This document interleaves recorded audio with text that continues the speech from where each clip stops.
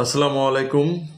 বেসরকারি এমপিওভুক্ত প্রতিষ্ঠানে কর্মরত শিক্ষক কর্মচারী ভাই ও বোনেরা, যে যেখানে আছেন, আল্লাহ তাআলা সবাইকে ভালো রাখুন।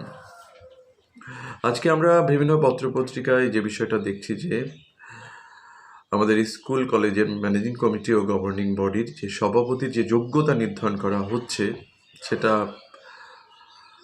যোগ্যতা সেখানে শিথিল করা হয়েছে। শিথিল বলতে গেলে যে এখন লেখাপড়া কোনো ডিগ্রি সার্টিফিকেট না থাকলেও আপনি সভাপতি হতে পারবেন। কিন্তু এটা আমাদের জন্য একটা দুঃখজনক একটা বিষয়, আমাদের জন্য একটা অপমানজনক একটা বিষয় যে বেশিরভাগ শিক্ষা প্রতিষ্ঠানে যারা কর্মরত আছেন তারা অবশ্যই কোয়ালিফাইড এবং তারা সর্বোচ্চ ডিগ্রিধারী। এবং এই মোমেন্টে দেখেন, আপনার এলাকায় যদি কোনো বেকার থাকে, যদি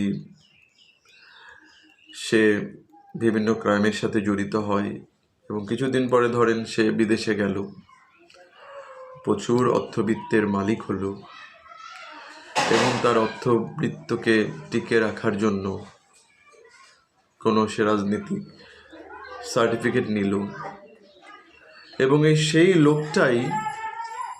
সেই লোকটাকে আবার কি করা হবে, শিক্ষা প্রতিষ্ঠানের সভাপতি হিসাবে রিকমেন্ডেশন আমাদেরই করা লাগবে বিভিন্ন চাপে, রাজনৈতিক চাপে, এলাকার চাপে।